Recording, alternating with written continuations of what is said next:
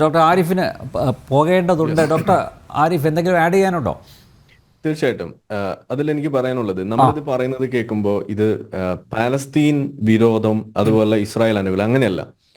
നമ്മളിവിടെ നേരിടുന്നത്, ഇവിടെ പലപ്പോഴും ഉപയോഗിക്കുന്ന വാക്ക് തന്നെ പലപ്പോഴും അബദ്ധമാവാറുണ്ട്. അതായത് ഇസ്രായേൽ പാലസ്തീൻ വിഷയം എന്നാണ് ഇവിടെ പറയുന്നത് പോലും. ഇത് ഇസ്രായേൽ ഹമാസ് വിഷയമാണ്. ഇപ്പൊ അത് ഇസ്രായേൽ ഹമാസ് എന്നുള്ളത് മാറി ഇസ്രായേൽ ഹിസ്ബുള്ളയും ഇസ്രായേൽ ഹൂത്തിയും ഇസ്രായേൽ ഇറാനുമായി മാറി. ഇതാണ് ഇവിടെ സംഭവിച്ചിരിക്കുന്നത്. ഇവിടെ പാലസ്തീൻ എന്ന് പറയുന്ന പ്രദേശവുമായിട്ട് ആ നാട്ടിലുള്ള സാധാരണ ജനങ്ങളുമായിട്ട് എന്താ ഇവിടെ പ്രശ്നമുള്ളത്? ഒരു 2 സ്റ്റേറ്റ് സൊല്യൂഷൻ വേണ്ട എന്ന് ആർക്കാണ് ഇവിടെ അഭിപ്രായമുള്ളത്? ഇസ്രായേലിന് പോലും ഇല്ല. അതിനു വേണ്ടി തന്നെയാണ് ഈ ഇസ്രായേൽ അതിനെ തകർക്കുന്നു.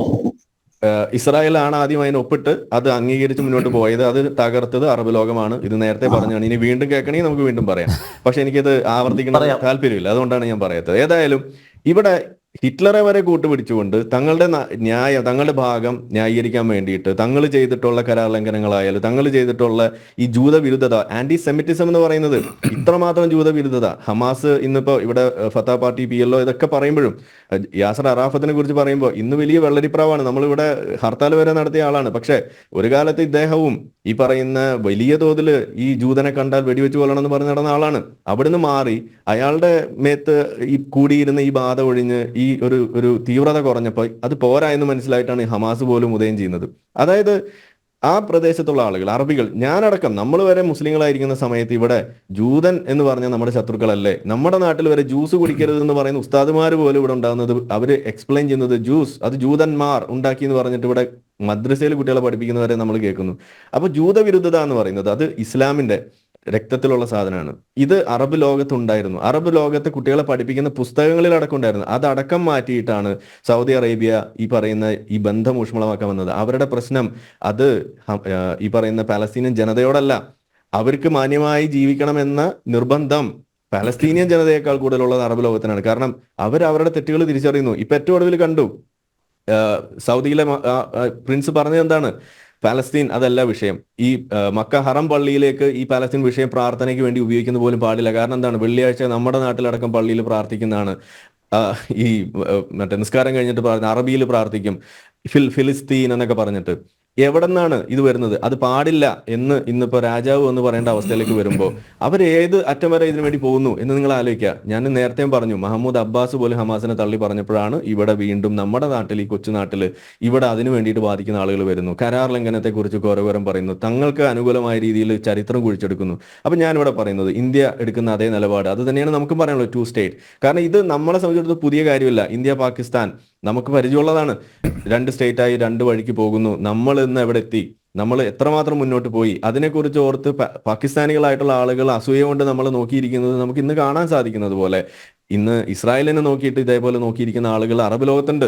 കാരണം എന്താണ്? അന്ന് മാന്യമായ ആ തീരുമാനത്തിന്റെ അടിസ്ഥാനത്തിൽ മുന്നോട്ട് പോയിരുന്നു. യുദ്ധങ്ങൾ അവസാനിക്കുന്ന ഒരു നില അന്ന് തന്നെ 47 തന്നെ ഉണ്ടായിരുന്നുണ്ടെങ്കിൽ എവിടെ എത്തുമായിരുന്നു ഈ പ്രദേശം ഒന്ന് ആലോചിച്ച് നോക്കി. ഇത് ജനറേഷൻസ് ആയിട്ട് അഭയാർത്ഥികളായിട്ട് ജീവിക്കേണ്ട ഒരു ഗതികേടിലേക്ക് ഈ പലസ്തീനിയൻ ജനതയെ തള്ളിവിട്ടതാരാണ്? ഇസ്രായേൽ അല്ല. ആ തള്ളിവിട്ടത്, അതിന്റെ പൂർണ്ണ ഉത്തരവാദിത്വം എന്ന് പറയുന്നത് അത് അറബ് ലോകത്തിനാണ്. അതിൽ ഖേദിച്ചു മടങ്ങിയ ആദ്യത്തെ രാജ്യം എന്ന് പറയുന്നത്, അതിന് സമാധാനത്തിന് വേണ്ടി മുന്നോട്ട് വന്ന ആദ്യത്തെ രാജ്യം എന്ന് പറയുന്നത് ഈ ഈജിപ്തും ജോർദനുമാണ്. അത് ഇന്നും അവർ പൊക്കി പിടിക്കുന്നത് മാത്രമല്ല, ഈജിപ്ത് ഇസ്രായേലുമായിട്ടുള്ള ബന്ധം ഊഷ്മളമാക്കി എന്നതിന്റെ പേരിൽ OIC എന്ന് പറയുന്ന ഇസ്ലാമിക് കൺട്രീസിന്റെ ഓർഗനൈസേഷനിൽ നിന്ന് അവരുടെ സ്ഥാനം പോലും തെറിപ്പിച്ച ആ ഒരു ചരിത്രം പോലും ഉള്ളത് ഇസ്ലാമിക രാജ്യങ്ങൾക്ക്, അറബ് രാജ്യങ്ങൾക്ക് തന്നെയാണ്. എന്താ കാരണം?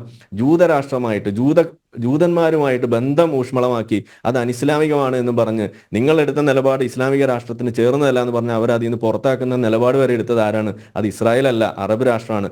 ഇവിടെ പറഞ്ഞ പോലെ ആ സാഹചര്യങ്ങൾ മാറി. അത് ഇനിയെങ്കിലും മനസ്സിലാക്കുക. നിങ്ങളുടെ ഉള്ളിൽ കൊണ്ടു നടക്കുന്ന കാര്യങ്ങൾ പറയാൻ വേണ്ടിയിട്ട് ഇവിടെ ഈ ഹിറ്റ്ലറെ വരെ കൂട്ടുപിടിക്കുന്ന ഗതികേട് ഇവിടെ ഉണ്ടാവുമ്പോൾ നമുക്കിത് പറയാൻ നിവൃത്തിയില്ല. അപ്പോൾ അതിലൂടെ തെറ്റിദ്ധരിക്കരുത് ഇത് പലസ്തീൻ ജനതയ്ക്കെതിരാണ് എന്ന്. അല്ല, നിങ്ങൾ പറയുന്നുണ്ടല്ലോ ഫ്രീ പാലസ്തീൻ, നമ്മളും അത് തന്നെ പറഞ്ഞു ഫ്രീ പാലസ്തീൻ. പക്ഷെ ഫ്രം ഹൂം എന്നുള്ളതാണ് ഇവിടുത്തെ വിഷയം. ഫ്രം ഹമാസ്, ഫ്രം ഇസ്ലാമിക് ആ ഒരു ടെററിസം, ഈ പറയുന്ന ഹിസ്ബുള്ള, ഈ പറയുന്ന ഹൂത്തികൾ, ഈ പറയുന്ന ഇറാൻ, ഇതേപോലെയുള്ള ആളുകൾ ഹമാസിന്റെ ചാർട്ടറിൽ എഴുതി വെച്ച കാര്യം ഞാൻ എപ്പോഴും പറയുന്നതാണ്. ഇസ്ലാം വിൽ ഒബ്ലിറ്ററേറ്റ് ഇസ്രായേൽ എന്നാണ് എഴുതി വെച്ചിരിക്കുന്നത്. ഇസ്ലാം തന്നെയാണ് എഴുതി വെച്ചിരിക്കുന്നത്. ഇത് ഞാൻ എൻ്റെ മതവെറി കൊണ്ട് മതം ഇവിടെ കൊണ്ടുവരുന്നതല്ല.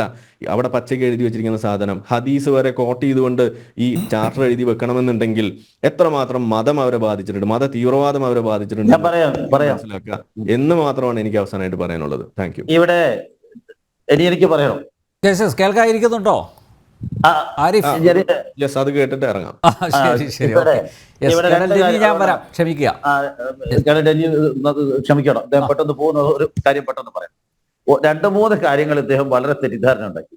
ഒന്ന്, 1947 സമാധാന കരാർ. എന്ത് സമാധാന കരാർ ഉണ്ടായത്?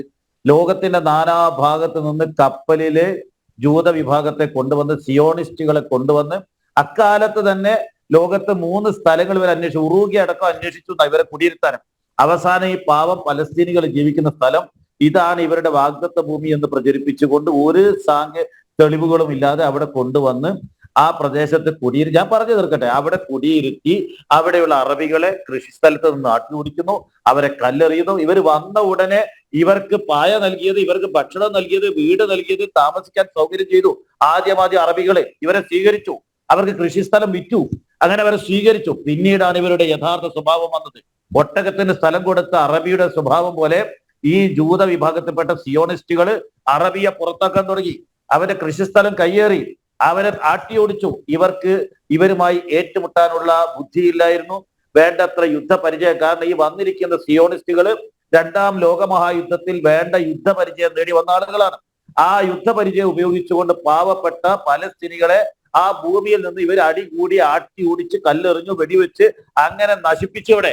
എന്നിട്ട് അവിടെയുള്ള ഭൂമിയുടെ ഏതാണ്ട് 60% അവിടെയുള്ള ന്യൂനപക്ഷമായ സിയോണിസ്റ്റുകൾക്ക് കൊടുക്കുന്നു, 40% അറബികൾക്ക് എന്ന് പറഞ്ഞുകൊണ്ട് പലസ്തീനികൾക്ക് കൊടുക്കുന്നു. ഈ അനീതി ആരംഗീകരിച്ചു എന്ന് പറയാൻ ആരും അംഗീകരിച്ചിട്ടില്ല. യഥാർത്ഥത്തിൽ ഇവർ തമ്മിൽ ചർച്ച ചെയ്തുകൊണ്ടൊരു പരിഹാരം ഓസ്ലോ ഉടമ്പടി മാത്രമാണ്. അതിനെ ഇസ്രായേൽ അട്ടിമറിച്ചു. ഇസ്രായേൽ പച്ചക്ക് അട്ടിമറിച്ചു. ഒരിക്കലും ഇസ്രായേൽ ഒരു സമാധാനം ആഗ്രഹിക്കുന്നില്ല. അത് അവരുടെ സ്വഭാവമാണ്. ഞാൻ പറഞ്ഞില്ലേ, അറബികൾ ഭക്ഷണം കൊടുക്കുന്നു, വസ്ത്രം കൊടുക്കുന്നു, കൃഷിസ്ഥലം കൊടുക്കുന്നു, അവർക്ക് ജീവിക്കാനുള്ള സാഹചര്യം കൊടുത്ത് സ്വാഗതം ചെയ്തു. തുടക്കത്തില് ആ അറബികളെ വഞ്ചിച്ചുകൊണ്ട്, വീട്ടിൽ നിന്ന് ആട്ടി ഓടിച്ചുകൊണ്ട്, അവരുടെ കൃഷിസ്ഥലം കയ്യേറി, അവന്റെ ഭൂമിയിൽ നിന്ന് അവനെ പുറത്താക്കിയിട്ട് ആ വീടുകളിൽ കയറിക്കൂടിയ ചതിയന്മാരായ, ഒറ്റുകാരായ, നികൃഷ്ട വിഭാഗത്തിൽപ്പെട്ട ആളുകളായ സിയോണിസ്റ്റുകൾ.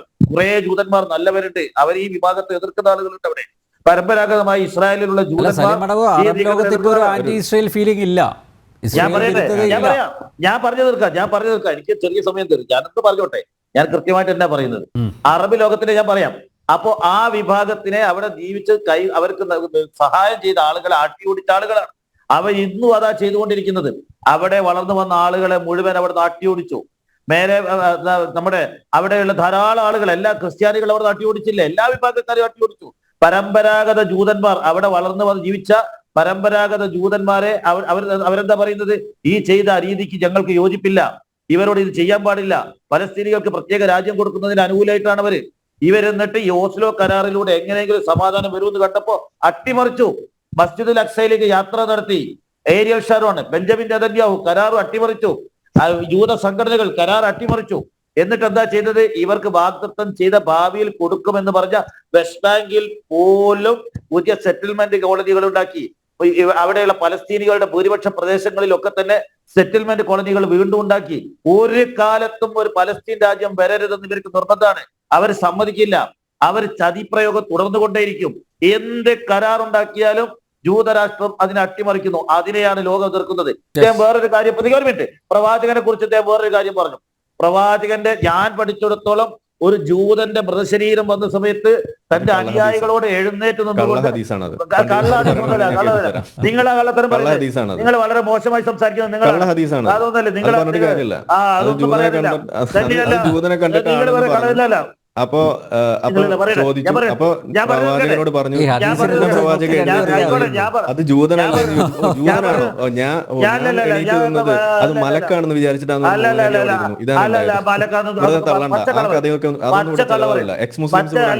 പച്ചക്കള്ളമാണ് പറയുന്നത്. ഒരിക്കലും ഒരു മതത്തെയും ആട്ടിയോടിക്കാനോ അവരെ ഇല്ലായ്മ ചെയ്യാനോ ഇസ്ലാം മതം പറയാൻ എനിക്കറിയില്ല. ഞാൻ പഠിച്ച സ്ഥലത്തൊന്നും അങ്ങനെ പറയുന്നില്ല. എനിക്കങ്ങനെയല്ലേ പറയാൻ പറ്റുള്ളൂ. നിങ്ങൾക്കും അറിയില്ല ഇസ്ലാം. നിങ്ങള് ഹദീസ് ഇവിടെ ഉണ്ട്, ഞാൻ വായിച്ചു. നിങ്ങൾ അല്ല ഇവിടെ ഹദീസ് അല്ലല്ലോ തർക്കം. അല്ല, ഹദീസ് നിങ്ങൾ കള്ളത്തരം പറയുന്നത് നിങ്ങളെ കള്ളത്തരം പറഞ്ഞു വെക്കും. അത് വിട്ടിട്ടുള്ള കളിയില്ല. ഇസ്ലാം മതത്തിന്റെ പക്ഷെ നിങ്ങൾ നോക്കൂ, ഈ ഒരു മേഖലയിലേക്ക് കൊണ്ട് ഇസ്ലാമിനെ ചർച്ചയിലേക്ക് കൊണ്ടുവരുന്നത് കണ്ടില്ലേ? ജൂതവിരുദ്ധത, ഈ ജൂത ഏതായാലും സമയം കഴിയുമ്പോൾ ഞാൻ പറയാം. ആയിക്കോട്ടെ, പ്രവാചകനെ കൊണ്ട് നിങ്ങൾ പ്രവാചകനെ ഈ ചർച്ചയിലേക്ക് കൊണ്ടുവരുന്ന കാര്യമില്ലല്ലോ. നമ്മൾ രണ്ട് രാജ്യത്തിലല്ല നിങ്ങൾ പറഞ്ഞു. അങ്ങനെ ഒരു ചർച്ചയ്ക്ക് എനിക്ക് താല്പര്യമില്ല. ഞാൻ നിങ്ങളൊരു ആ ചർച്ചയ്ക്ക് എനിക്ക് കാരണം എനിക്ക് അല്ല, നമ്മുടെ വിഷയം നമ്മൾ പറഞ്ഞിരിക്കുന്നത് ഇവിടെയാണ്. പലസ്തീൻ അതിനെ ചർച്ച ചെയ്യാൻ തയ്യാറുണ്ട്, അല്ലാതെ മറ്റു കാര്യങ്ങൾ പറയുന്നത്. ഇവിടെ നിങ്ങൾ അടിമുടി നിങ്ങളുടെ നേരെ എഴുതി വെക്കുന്നത് അല്ല, എക്സ് ട്രൂത്ത് എന്നാണ് എഴുതി വെക്കേണ്ടത്. നിങ്ങൾ കളവാ പറയുന്നത്, വ്യാജമായ പ്രചരണമാണ്. ഇതൊക്കെ സത്യം അറിഞ്ഞുകൊണ്ട് ഒരു വിഭാഗം നിങ്ങൾ ഇസ്രായേലിനെ പിന്തുണയ്ക്കുന്നത് കളവ് പറയരുത്. ഹമാസിന്റെ മുമ്പ് PLO അതിന്റെ ചാർട്ടർ വായിക്കൂ. അല്ലല്ല PLOന്റെ ചാർട്ടറിൽ ഇസ്ലാം പറയുന്നുണ്ടാവും. ഇസ്ലാം പറയുന്നുണ്ടോ? ഇല്ല, അങ്ങനെ ചാർട്ടർ ഇല്ല. PLO എല്ലാ മതക്കാരും ഉൾക്കൊള്ളുന്ന സംവിധാനമാണ് PLO. എല്ലാ ക്രിസ്ത്യാനികളില്ല ഇതിനകത്ത്. കളവ് പറയരുത്. നോക്കാം നമുക്ക് എന്താ പറയുന്നത് നോക്കാം. എന്തുകൊണ്ട് ഇവിടെ ഇസ്ലാമിനെ എടുത്തു? വീണ്ടും എന്റെ വെറിയാണെന്ന് പറഞ്ഞു. ഞാൻ വായിച്ചല്ലോ, Israel will exist and will continue to exist until Islam will obliterate it just as it obliterated others before it. ഹമാസിന്റെ ചാർട്ടറാണ്, ഞാനല്ല എഴുതി പിടിപ്പിച്ചത്. ഇപ്പൊ നടത്തിക്കൊണ്ടിരിക്കുന്ന യുദ്ധം അവരുമായിട്ടാണ്. അതുകൊണ്ടാണ് നമ്മളിവിടെ ഇസ്ലാമിനെ എടുക്കുക. ഇനി ഹമാസിന് ഇത് എവിടെ നിന്ന് കിട്ടി? അത് മുഹമ്മദ് നബി പറഞ്ഞാണ്. ഇനി മുഹമ്മദ് നബി പറയുമ്പോൾ അത് നിങ്ങൾക്ക് അത് നുണയെന്ന് പറയും. ഹദീസ് നമുക്ക് വായിക്കാം. I heard Atiyah al-Khuraydi say, we were presented to the messenger of Allah on the day of Qurayda. Those whose pubic hair had grown were killed. Okay, രോമം മുളച്ചവരെ കൊന്നു. And those whose pubic hair had not yet grown were let to go. മുളയ്ക്കാത്ത ആളുകളെ വെറുതെ വിട്ടു.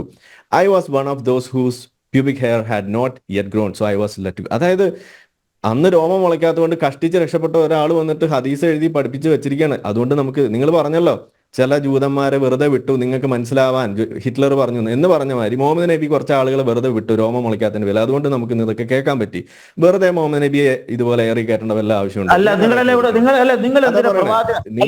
നിങ്ങളുടെ സമയം കഴിഞ്ഞു, ഞാൻ പറയട്ടെ.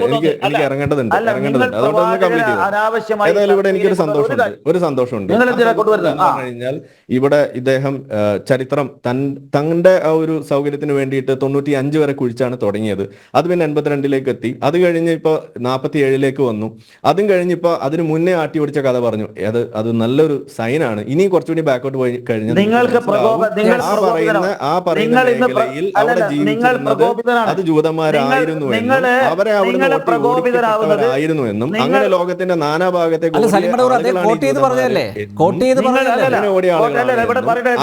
ആളുകളെ ആ നാട്ടിൽ നിന്ന് ഓടിച്ച കൂട്ടത്തിൽ നിങ്ങൾ കൊണ്ടു നടക്കുന്ന മഹാനതരായ അത് ഓടിക്കുന്നത് ഒരു മതപരമായ ഒരു ചര്യയായിട്ട് വരെ പ്രഖ്യാപിക്കപ്പെട്ട സാധനമാണ്. അത് കോട്ട് ചെയ്തുകൊണ്ടാണ് ഇന്ന് ഹമാസ് യുദ്ധം ചെയ്യുന്നത് എന്ന് ഞാൻ പറയുമ്പോ നിങ്ങൾക്ക് മുഹമ്മദ് നബിയെ പറഞ്ഞു എന്നാണ് നിങ്ങൾക്ക് പറയുന്നെങ്കിൽ അത് ഞാനങ്ങ് സഹിച്ചു എന്ന് എനിക്ക് പറയാനുള്ളൂ. നമുക്ക് ഇത്രേ പറയാനുള്ളൂ. ഇതിലെ മതത്തിന്റെ എലമെന്റ് ഉണ്ട്. കൃത്യമായ ഇസ്ലാമിക് പൊളിറ്റിക്സ്.